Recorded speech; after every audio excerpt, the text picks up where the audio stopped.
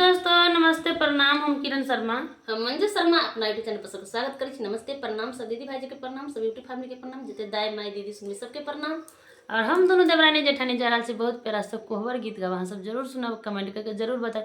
बहुत प्यारा सा गीत है, हाँ सब जरूर प्यारा आशीर्वाद देव। और देखियो इनका हमर अक्षरा ताई उड़ा वाला बन गेली, इनकर दिलवा उड़े छे, आचरो उड़े छे। और हम सबके उड़े तो जरूर कनी कमेंट करके प्यारा बता सब देब। कोहबर लिखाई गीत गावा जा रहल छी। सब कोहबर लिखाई गीत छी, बहिन लिख के भेजा सकी कहै छथिन, अहाँ सब सुनबै।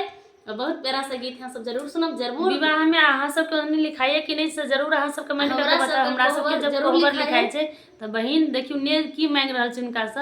अहाँ सब गीत के लास्ट तक सुनबे तब जरूर समझ जे पेबै। कन्या आयल रह छथिन भैया के साथे भाभी, उनको से विचार कर कहै छथिन भाई के अपने अकेले भाई से निमन दुनू भाई कन्या भाभी भैया मिल के मांगे छथिन। देख लियो कोहबर लिखाई भैया बहिनी के देबैयो मन सुंदर भैया।